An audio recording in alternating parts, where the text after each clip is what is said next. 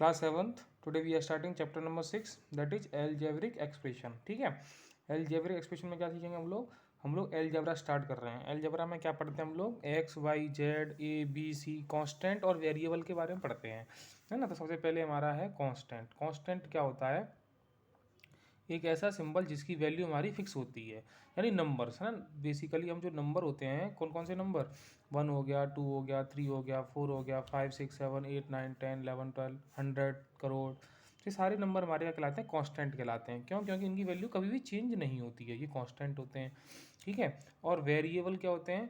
जिनकी value fix नहीं होती, वेरी करती है, मतलब चेंज होती रहती है। जैसे एक्स हो गया, वाई हो गया, जेड हो गया, A B C F G H I J K L M N और कहाँ तक? जेड तक। ठीक है, ये सारे जो होते हैं हमारे, ये क्या कहलाते हैं? वेरिएबल्स कहलाते हैं। क्या कहलाते हैं बेटा? वेरिएबल्स। इनकी वैल्यू कैसी होती है? अलग अलग हो सकती है। ठीक है।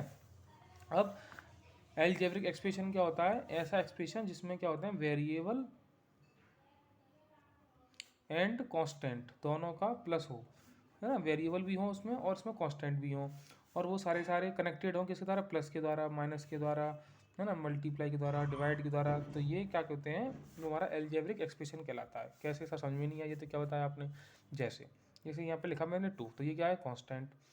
इंटू कर दिया एक्स का, तो 2 इंटू एक्स कितना होता है? 2x। ठीक है, 2 इंटू एक्स कितना होता है? 2x, है ना। यानी एक नंबर का एक वेरिएबल का मल्टीप्लाई करते हैं तो मल्टीप्लाई नहीं होता, जो दोनों को साथ साथ लिख देते हैं। 2x, तो 2x मतलब क्या होता है? 2 इंटू एक्स। ठीक है। अब देखो 2 डिवाइड बाई एक्स, तो इसको भी कुछ नहीं होगा, तो ये भी क्या लिख देंगे? 2 divide by x, 2 upon x. इसका मतलब ये होगा। ठीक है। 2 प्लस एक्स, तो 2 प्लस एक्स कितना होगा बताओ? अब देखो ये तो नंबर है, ये वेरिएबल है ना। इसकी वैल्यू मुझे पता ही नहीं है। जब इसकी वैल्यू पता ही नहीं है, जब मुझे एक्स की वैल्यू ही नहीं पता, तो मैं 2 में कैसे ऐड कर दूँ? अगर मुझे एक्स की वैल्यू पता होती, सर एक्स की वैल्यू 1 है ना, यहाँ पर ये क्या लिख रहा है? एक्स लिखा है, तो एक्स की वैल्यू पता नहीं है। जब तक किसी चीज़ की वैल्यू ही नहीं पता तो उसको हम ऐड कैसे कर सकते हैं, है ना। नहीं समझ में आया? वेरिएबल क्या होता है? जिसकी वैल्यू हमें पता ही नहीं होता। पता किसकी होती है? कांस्टेंट की वैल्यू हमको पता होती है। जैसे 1 2 3 4, 4 की है तो 4 की वैल्यू पता है हमें, 4 है। 4 मतलब कोई चीज़ 4 हो सकती है, 4 चेयर, 4 मेज, 4 कुर्सियाँ, है ना, 4 एनीथिंग। ठीक है। तो मुझे क्या है? 2 की वैल्यू तो पता है, लेकिन एक्स की वैल्यू पता ही नहीं है। जब किसी की वैल्यू पता ही नहीं है तो ऐड क्या करूँ? कुछ नहीं। तो इसका आंसर इतना रहता है 2 प्लस एक्स ही रहेगा। यानी 2 में एक्स कभी प्लस नहीं होते। जिसकी वैल्यू मुझे पता नहीं है उसको हम कभी भी ऐड नहीं कर सकते। मल्टीप्लाई, मल्टीप्लाई कितना होगा? जैसे मल्टीप्लाई तो मैंने किया 2 इंटू एक्स, तो 2x लिख दिया, है ना। तो यहाँ भी मल्टीप्लाई नहीं किया मैंने। अगर 2 की टेबल में x कहीं आता है? नहीं आता, तो दोनों साथ साथ लिख देते हैं। इसी टाइप से डिवाइड में भी लिख देते हैं 2 अपॉन एक्स, तो 2 प्लस एक्स मतलब 2 प्लस एक्स ही रहेगा, प्लस नहीं होगा। ऐसे ही माइनस होता है कि 2 माइनस एक्स। अब मुझे x की वैल्यू नहीं पता जिसकी, अब कितना कम करूँ 2 में से? अगर मुझे पता होता कि 2 माइनस 1, मुझे पता है कि 1 कम करना है 2 में से। मेरे पास 2 चीज़ें हैं, उनमें से एक कम कर दो तो एक बचेगी मेरे पास 4 है, उसमें से एक कम कर दो, कितनी बचेंगी? 3 बचेंगी। क्योंकि मुझे पता है कि मुझे कितना कम करना है, कितनी वैल्यू कम करनी है। लेकिन यहाँ तो मुझे पता ही नहीं है, इसकी वैल्यू पता ही नहीं मेरे को, इसकी वैल्यू फिक्स ही नहीं होती। कभी 1 हो जाती है, कभी 2 हो सकती है, कभी 3 4 5। अब इस चीज़ की वैल्यू मुझे पता नहीं है, तो मैं उसको माइनस नहीं कर सकता। तो 2 माइनस एक्स का 2 माइनस एक्स ही रहने वाला है। क्लियर? समझ में आ गया? तो ये क्या कहलाता है? ये पूरा हमारा एक क्या हो गया? कितनी टर्म है ना, बताऊंगा अभी टर्म क्या होती हैं, पहले ये समझो आप, है ना। ये सारी समझ में आ गई। अब देखो x प्लस वाई, अब बताओ इसका क्या करूँ सर? कि ये बताओ x प्लस वाई कितना होगा? आप कहेंगे सर एक्स वाई। गलत, एक्स वाई नहीं हो सकता। क्यों नहीं हो सकता? यहाँ तो एक्स वाई मतलब हो गया एक्स इंटू वाई। जब दोनों को साथ साथ लिख देते हैं तो लिखता है एक्स वाई, है ना। एक्स इंटू वाई का मतलब क्या होता है? एक्स वाई, ना कि एक्स प्लस वाई का मतलब। एक्स प्लस वाई का मतलब क्या होगा फिर सर? जब मुझे एक्स की वैल्यू नहीं पता, वाई की वैल्यू भी नहीं पता, अब दोनों की वैल्यू ही नहीं पता, तो दोनों का आंसर क्या आएगा? मुझे कुछ नहीं पता, मतलब सेम ही रहने वाला है। समझ में आ गया आपका कि नहीं आया? X plus Y, X plus Y मतलब एक्स प्लस वाई आंसर रहेगा, इसमें कोई भी चेंज नहीं होगा। क्यों नहीं होगा? क्योंकि मुझे एक्स की वैल्यू नहीं पता, वाई की वैल्यू भी नहीं पता। जब कोई नहीं पता चीज़ है तो मैं उनको ऐड कैसे कर सकता हूँ? समझ में आ गया? अच्छा और समझो, नहीं समझ में आ रहा तो अगर देखो एक्स मैंने मान लिया भाई ये चेयर है, और ये हमारे क्या है? टेबल्स। अच्छा मैंने बोला भाई आपके पास 3 चेयर्स हैं, कितनी चेयर हैं? 3, और 4 टेबल्स हैं, टोटल कितनी हो गई? आप बोलेंगे सर 7। 7? मैंने कहा 7, 7 क्या चीज़ है? चेयर है, टेबल है? नहीं नहीं सर 7 नहीं होगा, 7 नहीं होगा। क्यों नहीं होगा? क्योंकि इन दोनों को ऐड ही नहीं कर सकते, टोटल नहीं बता सकते हम दोनों को। टोटल कितनी होगा? 3 चेयर्स प्लस 4 टेबल्स, ये होगा प्लस, है ना, ये टोटल ये तो होगा, क्योंकि चेयर अलग है टेबल अलग है। अब दोनों चीज़ अलग अलग हैं तो इनको हम प्लस नहीं कर सकते, केवल अलग अलग बता सकते हैं कि 3 चेयर और 4 टेबल्स। अगर आप ये पूछे टोटल कितनी चीज़ें हो गई, तो आप बोल सकते हो 7 चीज़ें हो गई टोटल, ये तो बता सकते हो। लेकिन अगर मैं ये नहीं पूछा बताओ टोटल चेयर कितनी है, तो आपका आंसर कितना रहेगा सर 3 है।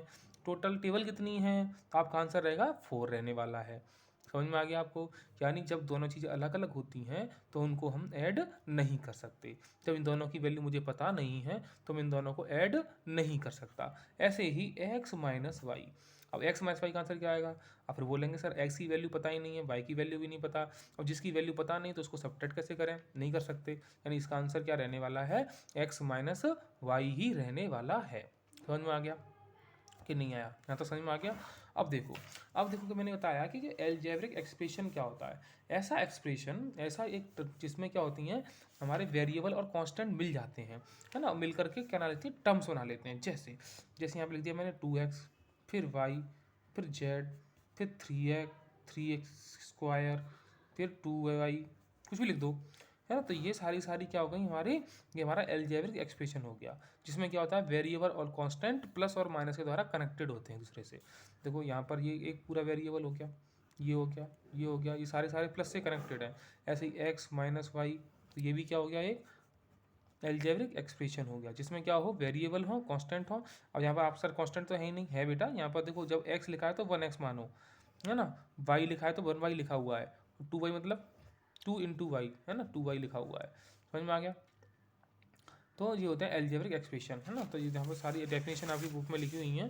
देखो ये आपको लिखना है, constant variable, the symbol having a fixed numerical value is called constant, the symbol which take the various numerical value is known as the variable. यानी जिसकी वैल्यू बहुत सारी हो सकती है उसको वेरिएबल बोलते हैं, और जिसकी सिंपल एक ही वैल्यू होती है, फिक्स रहती है, वो उसको कांस्टेंट बोलते हैं। ठीक है, ये आपको लिख कॉपी में नोट करना है। फिर उसके एग्जाम्पल था perimeter of P of A square side is S given by the formula P is equal to 4 into S, है ना। पी मतलब क्या है, पेरीमीटर, 4 इंटू एस साइड, है ना।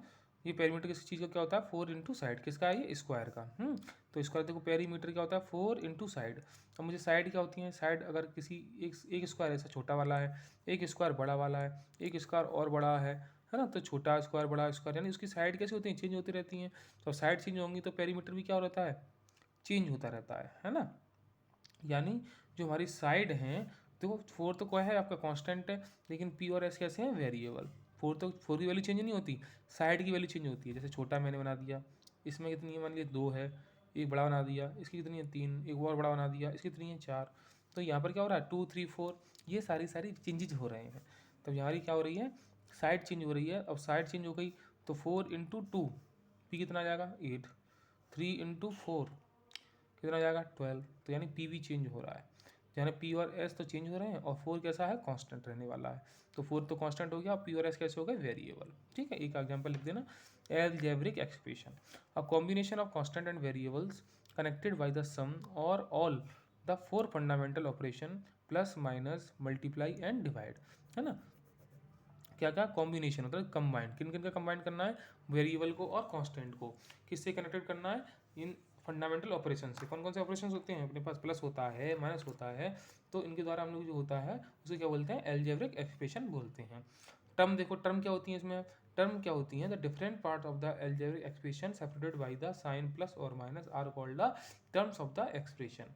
ठीक है, जैसे यहाँ पे देखो एग्जाम्पल देखा, देखो ये क्या कांस्टेंट हो गया, ये वेरिएबल कांस्टेंट हो गए, ये 4x² y, यानी 4x²y, ये क्या है हमारा एक एल्जेब्रिक एक्सप्रेशन है। कनेक्टेड 3 टर्म्स, टर्म्स कैसे कौन कौन सी है इसमें, अब देखो प्लस और माइनस के द्वारा अलग कर दो। तो देखो यहाँ पर माइनस का साइन है, ये प्लस का साइन है, तो एक टर्म, 2 टर्म, 3 टर्म्स, कितने टर्म्स होंगे इसके अंदर, 3 टर्म्स, 1 2 3। जो प्लस और माइनस के द्वारा इनको अलग अलग कर दो, वो आपकी टर्म्स हो जाती हैं। समझ में आ गया? तो ये 5 माइनस का 3x और प्लस का 4x²y। ठीक है, ये टर्म्स हो गई। इसमें कितनी टर्म्स हैं देखो, 1 2 3 4, कितनी टर्म्स हो गई इसके अंदर, 4। और ये क्या पूरा एल्जेब्रिक एक्सप्रेशन है। ठीक है, समझ में आ रहा है ना आपको, नहीं आ रहा? ठीक है बेटा, ऐसे ही यहाँ पर देखो, अब various type of algebraic expression हम लोग बाद में पढ़ेंगे, तो ये समझ में आ गया होगा आपको, है ना।